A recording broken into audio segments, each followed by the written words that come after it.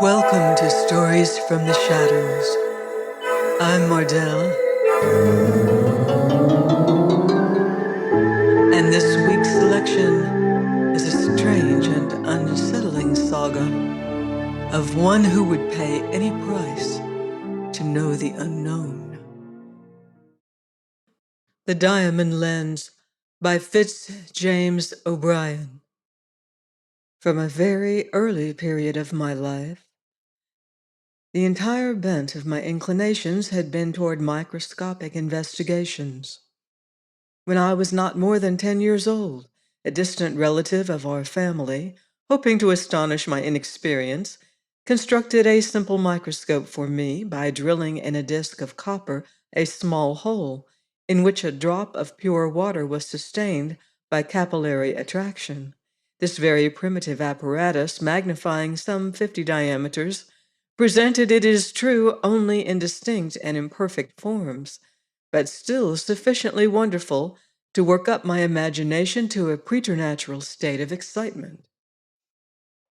Seeing me so interested in this rude instrument, my cousin explained to me all that he knew about the principles of the microscope, related to me a few of the wonders which had been accomplished through its agency, and ended by promising to send me one regularly constructed immediately on his return to the city. I counted the days, the hours, the minutes that intervened between that promise and his departure. Meantime, I was not idle.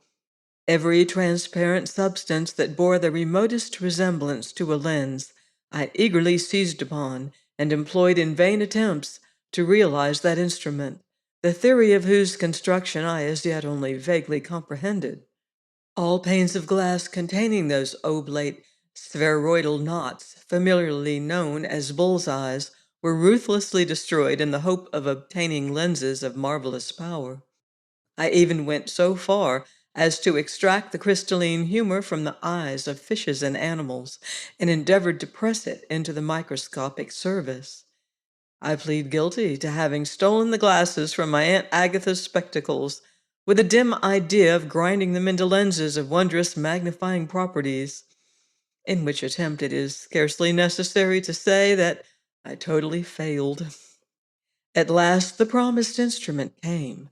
It was of that order known as Field's simple microscope, and it cost perhaps about $15.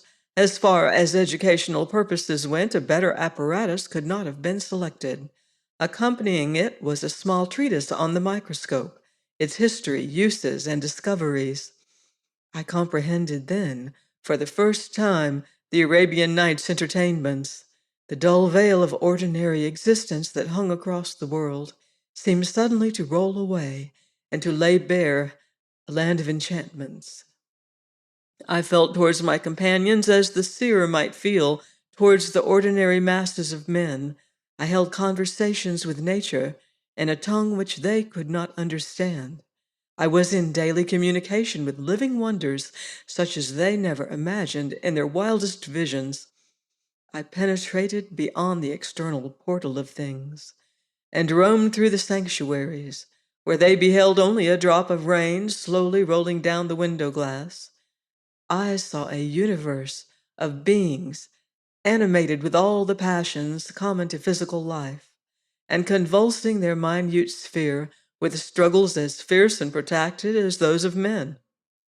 In the common spots of mold which my mother, good housekeeper that she was, fiercely scooped away from her jam pots, there abode for me under the name of mildew enchanted gardens filled with dells and avenues of the densest foliage and most astonishing verdure, while from the fantastic boughs of these microscopic forests hung strange fruits glittering with green and silver and gold.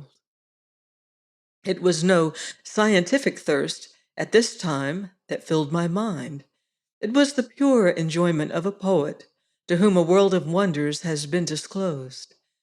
I talked of my solitary pleasures to none. Alone with my microscope, I dimmed my sight day after day and night after night, poring over the marvels which it unfolded to me. I was like one who, having discovered the ancient Eden still existing in all its primitive glory, should resolve to enjoy it in solitude and never betray to mortal the secret of its locality. The rod of my life was bent at this moment. I destined myself to be a microscopist. Of course, like every novice, I fancied myself a discoverer. I was ignorant at the time of the thousands of acute intellects engaged in the same pursuit as myself, and with the advantage of instruments 1,000 times more powerful than mine. The names of Leeuwenhoek, Williamson, Spencer, Ehrenberg, Schultz, Dujardin, Schott, and Schleiden were then entirely unknown to me, or, if known, I was ignorant of their patient and wonderful researches. In every fresh specimen of cryptogamia which I placed beneath my instrument, I believe that I discovered wonders of which the world was as yet ignorant. I remember well the thrill of delight and admiration that shot through me the first time I discovered the common wheel Animalculae rotifera vulgaris, expanding and contracting its flexible spokes, and seemingly rotating through the water. Alas, as I grew older and obtained some works treating of my favorite study, I found that I was only on the threshold of a science to the investigation of which some of the greatest men of the age were devoting their lives and intellects. As I grew up, my parents, who saw but little likelihood of anything practical resulting from the examination of bits of moss and drops of water through a brass tube and a piece of glass, were anxious that I should choose a profession. It was their desire that I should enter the counting house of my uncle Ethan Blake, a prosperous merchant who carried on business in New York. This suggestion I decisively combated. I had no taste for trade. I should only make a failure. In short, I refused to become a merchant.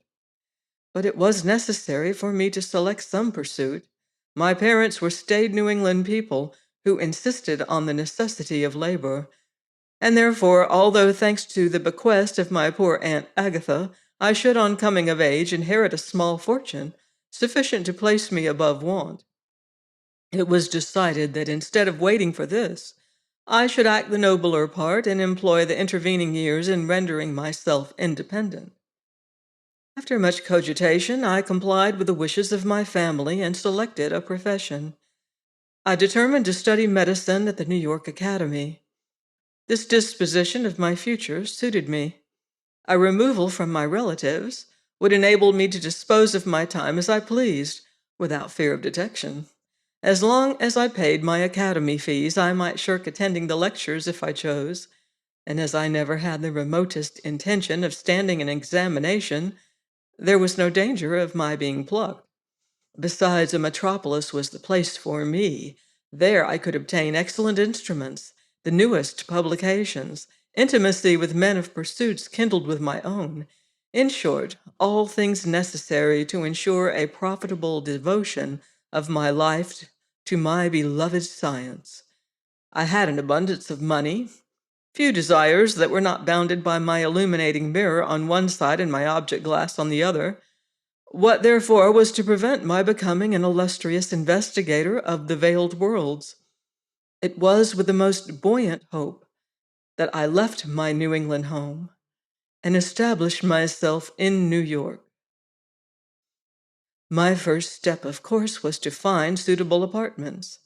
These I obtained after a couple of days' search in Fourth Avenue, a very pretty second floor, unfurnished, containing sitting room, bedroom, and a smaller apartment, which I intended to fit up as a laboratory.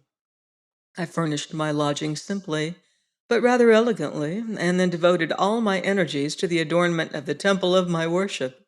I visited Pike, the celebrated optician, and passed in review his splendid collection of microscopes, Field's compound, Hingham's, Spencer's, Natchett's binocular, that founded on the principles of the stereoscope, and at length fixed upon that form known as Spencer's Trunnion microscope as combining the greatest number of improvements with an almost perfect freedom from tremor. Along with this, I purchased every possible accessory, draw tubes, micrometers, a camera lucida, lever stage, and chromatic condensers, white cloud illuminators, prisms, parabolic condensers, polarizing apparatus, forceps, aquatic boxes, fishing tubes, with a host of other articles, all of which would have been useful in the hands of an experienced microscopist, but as I afterwards discovered, were not of the slightest present value to me. It takes years of practice to know how to use a complicated microscope. The optician looked suspiciously at me as I made these wholesale purchases. He evidently was uncertain whether to set me down as some scientific celebrity or a madman. I think he inclined to the latter belief. I suppose I was mad. Every great genius is mad upon the subject in which he is greatest. The unsuccessful madman is disgraced and called a lunatic. Mad or not, I set myself to work with a zeal which few scientific students have ever equaled. I had everything to learn relative to the delicate study upon which I had embarked, a study involving the most earnest patience, the most rigid analytic powers, the steadiest hand, the most untiring eye, the most refined and subtle manipulation. For a long time, half my apparatus lay inactively on the shelves of my laboratory, which was now most amply furnished with every possible contrivance for facilitating my investigations. The fact was that I did not know how to use some of my scientific implements, never having been taught microscopics, and those whose use I understood theoretically were of little avail until by practice I could attain the necessary delicacy of handling.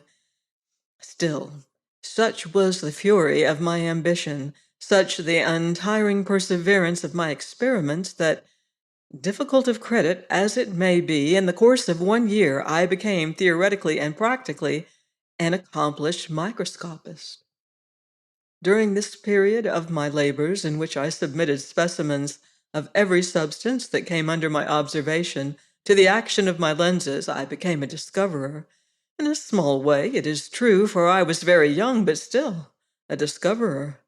It was I who destroyed Ehrenberg's theory that the Volvox globator was an animal, and proved that his monads with stomachs and eyes were merely phases of the formation of a vegetable cell, and were, when they reached their mature state, incapable of the act of conjugation, or any true generative act, without which no organism rising to any stage of life higher than vegetable can be said to be complete.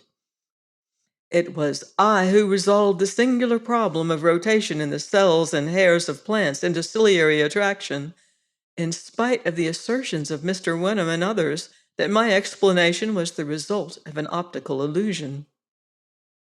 But notwithstanding these discoveries, laboriously and painfully made as they were, I felt horribly dissatisfied.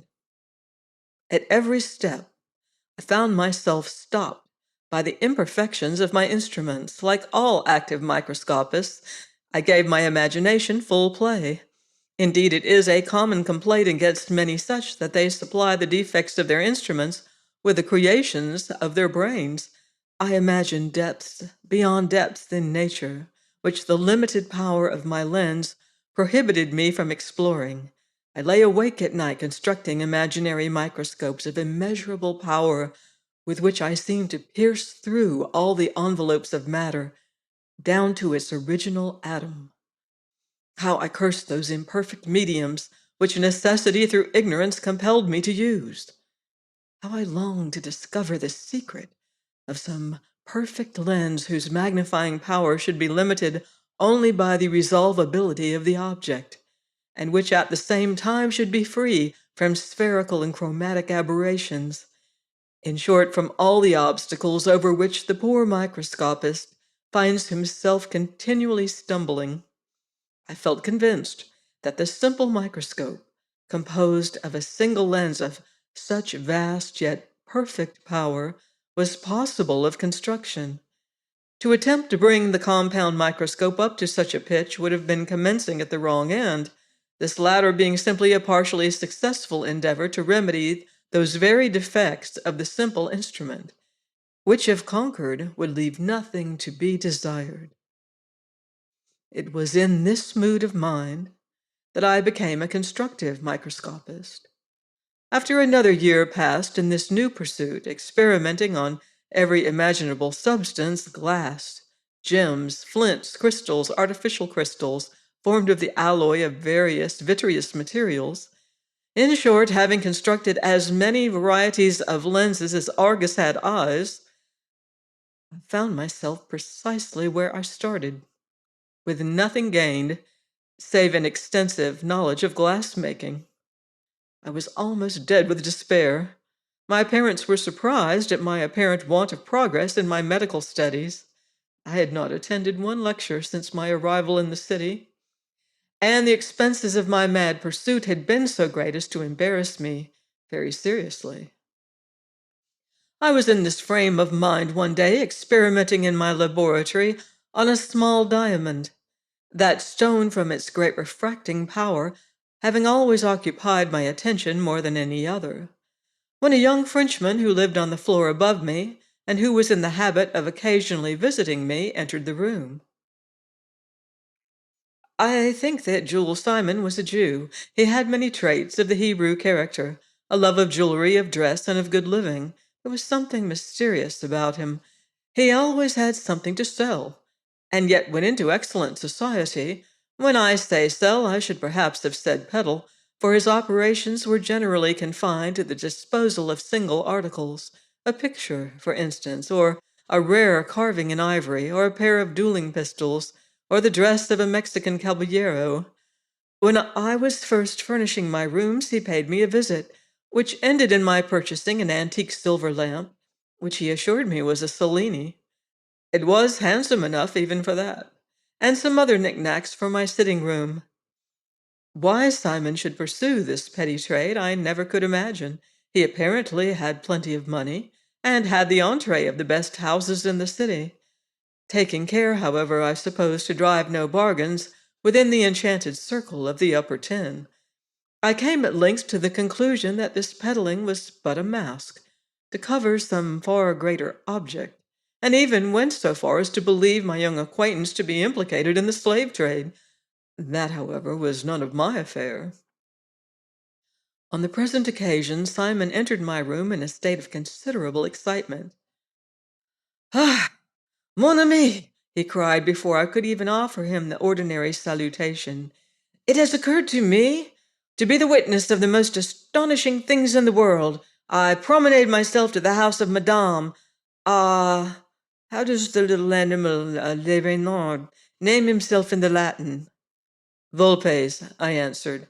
"Ah, yes, Volpes. I promenade myself to the house of Madame Volpes." "The spirit medium?" "Yes, the great medium. Great heavens, what a woman! I write on a slip of paper many of the questions concerning affairs of the most secret, affairs that conceal themselves in the abysses of my heart, the most profound, and behold, by example, what occurs? This devil of a woman makes me replies the most truthful to all of them. She talks to me of things I do not love to talk of to myself. What am I to think? I am fixed to the earth. Am I to understand you, Monsieur Simon, that this Mrs. Volpes replied to questions secretly written by you, which questions related to events known only to yourself?" "Ah, more than that! More than that," he answered with an air of some alarm. "She related to me things. But," he added after a pause, suddenly changing his manner, "why occupy ourselves with these follies? It was all the biology, without doubt. It goes without saying that it has not my credence, but why are we here, mon ami? It has occurred to me to discover the most beautiful thing you can imagine, a vase with green lizards on it, composed by the great Bernard Palissy. It is in my apartment. Let us mount. I go to show it to you." I followed Simon mechanically, but my thoughts were far from Palissy and his enameled ware, although I, like him, was seeking in the dark a great discovery. This casual mention of the spiritualist Madame Volpes set me on a new track. What if this spiritualism should be really a great fact? What if, through communication with more subtle organisms than my own, I could reach at a single bound the goal, which perhaps a life of agonizing mental toil would never enable me to attain? While purchasing the Palissy vase from my friend Simon, I was mentally arranging a visit to Madame Volpe's. 2 evenings after this, thanks to an arrangement by letter and the promise of an ample fee, I found Madame Volpe's awaiting me at her residence alone. She was a coarse-featured woman with keen and rather cruel dark eyes, and an exceedingly sensual expression about her mouth and underjaw. She received me in perfect silence, in an apartment on the ground floor, very sparsely furnished. In the center of the room, close to where Mrs. Volpe sat, there was a common round mahogany table. If I had come for the purpose of sweeping her chimney, the woman could not have looked more indifferent to my appearance. There was no attempt to inspire the visitor with awe. Everything bore a simple and practical aspect. This intercourse with the spiritual world was evidently as familiar an occupation with Mrs. Volpe's as eating her dinner or riding in an omnibus. "You come for a communication, Mr. Linley?" said the medium in a dry, businesslike tone of voice. "By appointment, yes."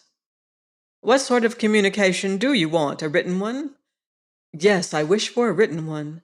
"From any particular spirit?" "Yes." "Have you known this spirit on this earth?"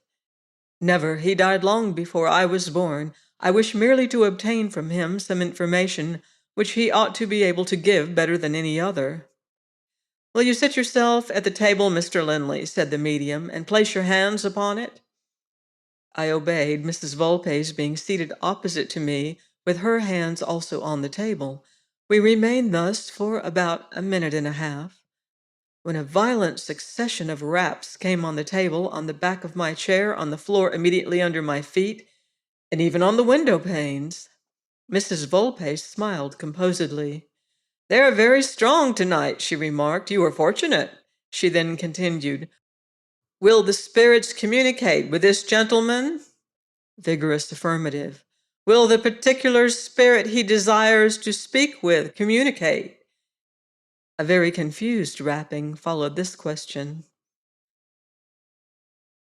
"I know what they mean," said Mrs. Volpe, addressing herself to me. "They wish you to write down the name of the particular spirit that you desire to converse with. Is that so?" she added, speaking to her invisible guest. That it was so was evident from the numerous affirmatory responses. While this was going on, I tore a slip from my pocketbook and scribbled a name under the table. "Will this spirit communicate in writing with this gentleman?" asked the medium once more. After a moment's pause, her hand seemed to be seized with a violent tremor, shaking so forcibly that the table vibrated. She said that a spirit had seized her hand and would write. I handed her some sheets of paper that were on the table and a pencil. The latter she held loosely in her hand, which presently began to move over the paper with a singular and seemingly involuntary motion.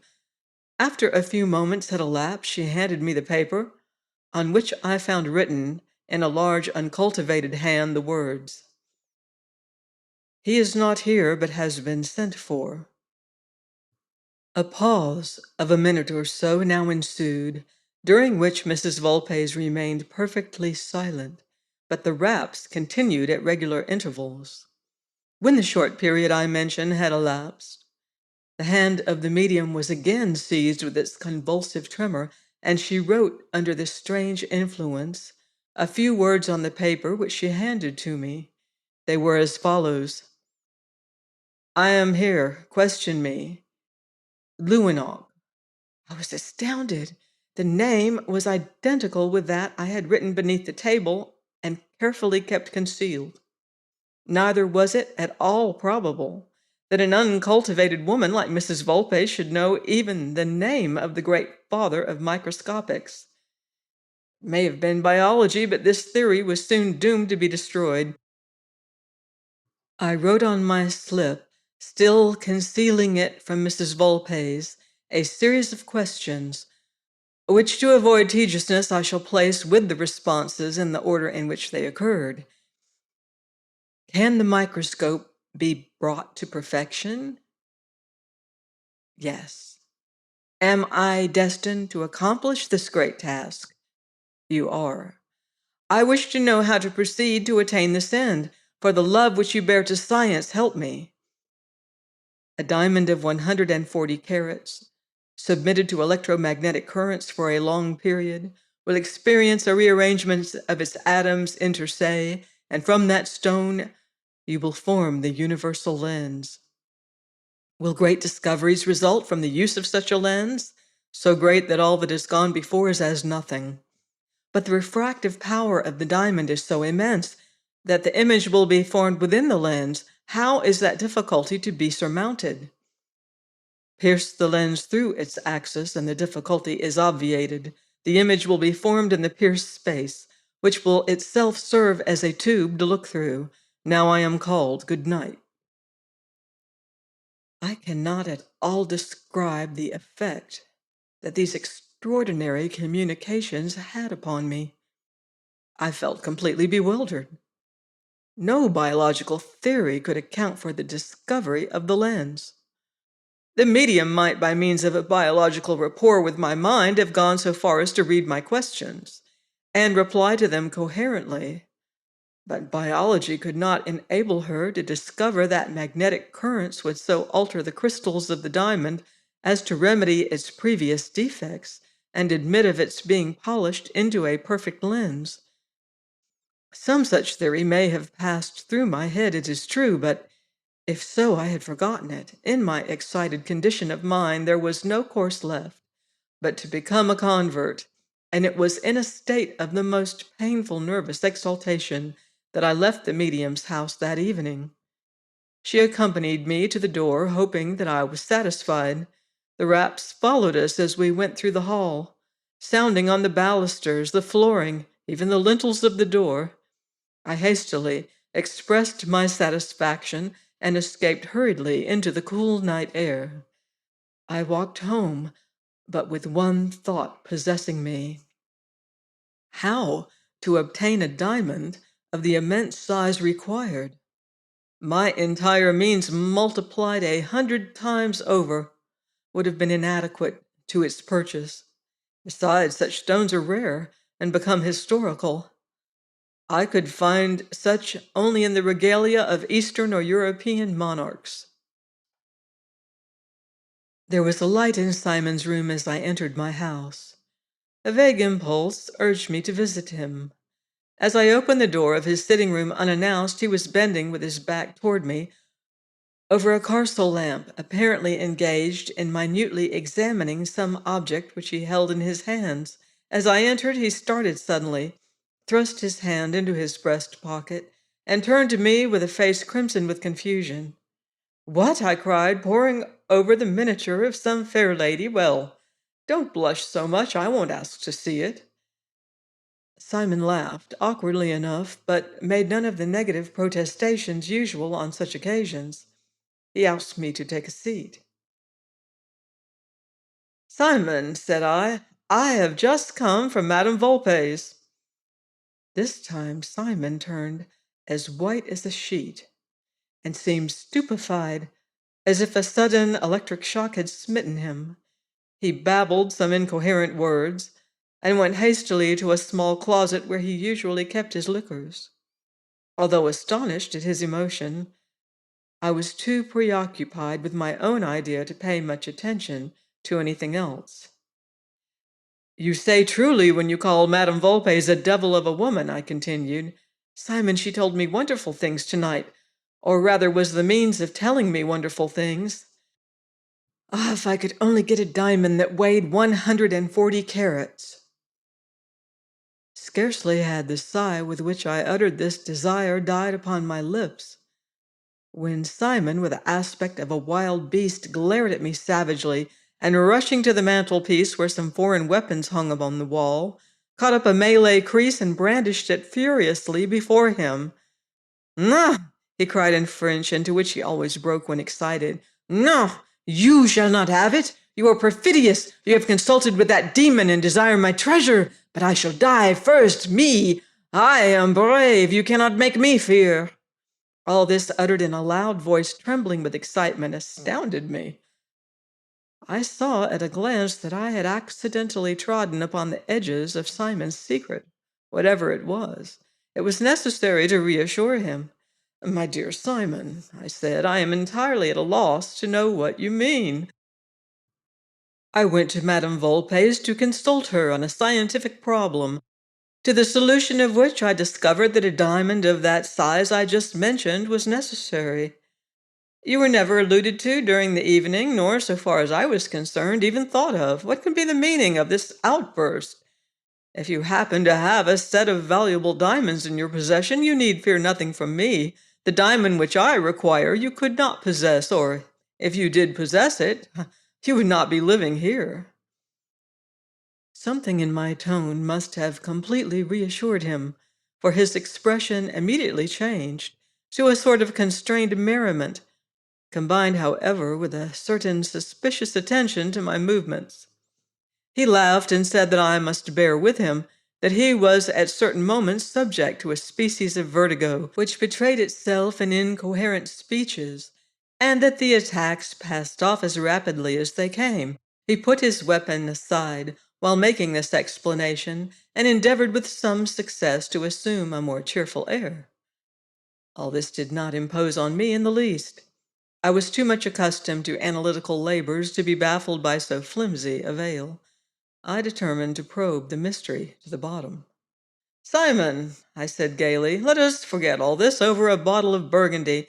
I have a case of Lauseur's Clos Vougeot downstairs, fragrant with the odors and ruddy with the sunlight of the Côte d'Or. Let us have a couple of bottles. What say you?" "With all my heart," answered Simon smilingly. I produced the wine, and we seated ourselves to drink. It was of a famous vintage, that of 1848, a year when war and wine throve together, and its pure but powerful juice seemed to impart renewed vitality to the system. By the time we had half finished the second bottle, Simon's head, which I knew was a weak one, had begun to yield, while I remained calm as ever, only that every draught seemed to send a flush of vigor through my limbs. Simon's utterance became more and more indistinct. He took to singing French chansons of a not very moral tendency. I rose suddenly from the table just at the conclusion of one of those incoherent verses, and fixing my eye upon him with a quiet smile, said, "Simon, I have deceived you. I learned your secret this evening. You may as well be frank with me. Mrs. Volpe's, or rather one of her spirits, told me all." He started with horror. His intoxication seemed for the moment to fade away, and he made a movement towards the weapon that he had a short time before laid down. I stopped him with my hand. "Monster!" he cried passionately. "I am ruined! What shall I do? You shall never have it! I swear by my mother!" "I don't want it," I said. "Rest secure, but be frank with me. Tell me all about it." The drunkenness began to return. He protested with maudlin earnestness that I was entirely mistaken, that I was intoxicated, then asked me to swear eternal secrecy and promised to disclose the mystery to me. I pledged myself, of course, to all.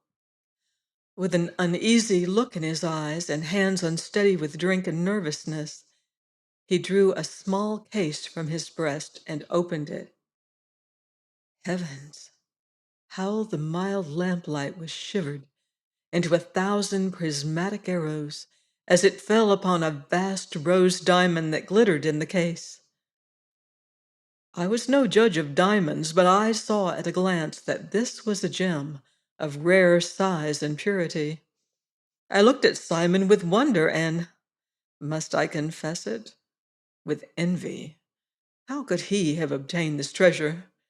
In reply to my questions, I could just gather from his drunken statements, of which I fancy half the incoherence was affected, that he had been superintending a gang of slaves, engaged in diamond washing in Brazil, that he had seen one of them secrete a diamond, but instead of informing his employers, had quietly watched the Negro until he saw him bury his treasure, that he had dug it up and fled with it, but that as yet he was afraid to attempt to dispose of it publicly, so valuable a gem being almost certain to attract too much attention to its owner's antecedents, and he had not been able to discover any of those obscure channels by which such matters are conveyed away safely.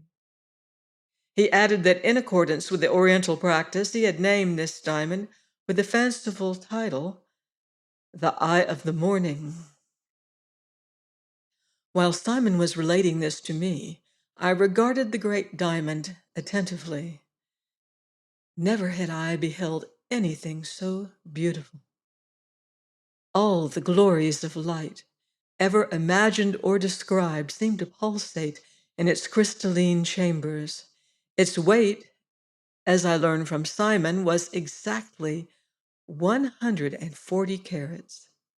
Here was an amazing coincidence. The hand of destiny seemed in it. On the very evening when the spirit of Leeuwenhoek communicates to me the great secret of the microscope, the priceless means which he directs me to employ start up within my easy reach. I determined with the most perfect deliberation to possess myself of Simon's diamond. I sat opposite to him while he nodded over his glass and calmly resolved the whole affair. I did not for an instant contemplate so foolish an act as common theft, which would of course be discovered, or at least necessitate flight and concealment, all of which must interfere with my scientific plans. There was but one step to be taken: to kill Simon. After all, what was the life of a little peddling Jew in comparison with the interests of science? Human beings are taken every day from the condemned prisons to be experimented on by surgeons. This man, Simon, was by his own confession a criminal, a robber, and I believed on my soul a murderer. He deserved death quite as much as any felon condemned by the laws. Why should I not, like the government, contrive that his punishment should contribute to the progress of human knowledge? The means for accomplishing everything I desired lay within my reach. There stood upon the mantelpiece a bottle half full of French laudanum. Simon was so occupied with his diamond, which I had just restored to him, that it was an affair of no difficulty to drug his glass.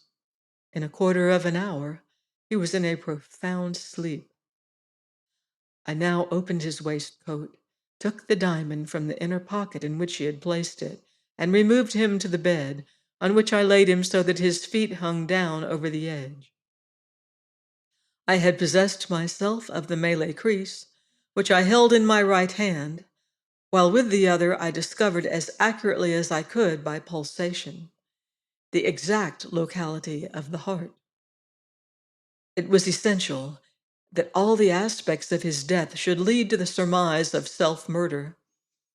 I calculated the exact angle at which it was probable that the weapon, if leveled by Simon's own hand, would enter his breast.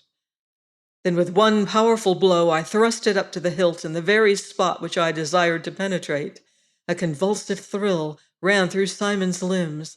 I heard a smothered sound issue from his throat, precisely like the bursting of a large air bubble sent up by a diver when it reaches the surface of the water. He turned half round on his side, and as if to assist my plans more effectually, his right hand, moved by some mere spasmodic impulse, clasped the handle of the crease, which it remained holding with extraordinary muscular tenacity. Beyond this there was no apparent struggle. The laudanum, I presume, paralyzed the usual nervous action. He must have died instantly. There was yet something to be done. To make it certain that all suspicion of the act should be diverted from any inhabitant of the house to Simon himself, it was necessary that the door should be found in the morning locked on the inside. How to do this, and afterwards escape myself? Not by the window. That was a physical impossibility. Besides, I was determined that the windows also should be found bolted. The solution was simple enough. I descended softly to my own room for a peculiar instrument which I had used for holding small slippery substances, such as minute spheres of glass, etc. This instrument was nothing more than a long, slender hand vise with a very powerful grip and a considerable leverage, which was accidentally owing to the shape of the handle.